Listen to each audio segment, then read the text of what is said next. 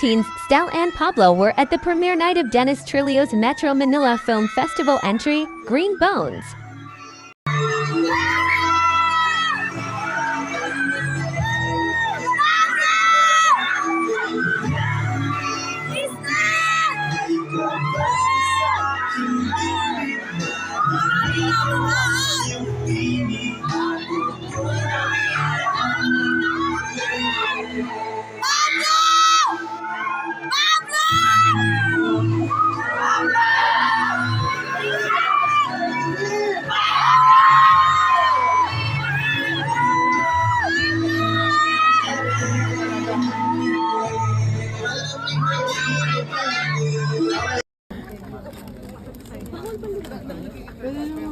Ay, o pag kayo po, syempre pwedeng sige mo, Miss Sarah. Yung ikaw ninyo. Ay, talaga mo ba? Oo. Uy!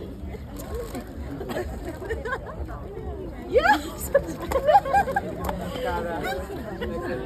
Diba, ginaganon-ganon mo yung kailangan sa giant?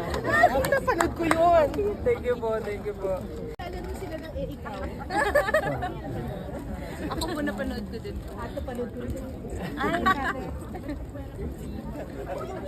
Ngayon yung Green Bones, Nieve. At pagkapasok dun sa trailer, ang ganda ng scoring, sakto sa moment. Talk about the song, ano yung inspirasyon nila dito? We're very happy muna na napasama yung kantang Nieve para sa movie na to. We're very happy na finally magkakaroon ng highlight si Nieve. And makikilala siya na mas marami pa. Pero nung napanood po namin yung trailer, super touching siya, nakakakilabot kasi parang yung iba naman yung meaning ng song, pero nung dinikit siya dun sa Green Bones, dun sa story, match pa rin siya. Ang galing, parang wala talaga siya sa ano eh, sa story, nasa mensahe talaga siya nung mismong kanta, yun yung gusto itahiwatig nung mismong kwento. Ikaw ano na-feel mo nung napanood mo yung trailer? Pablo. Sobrang curious ako sa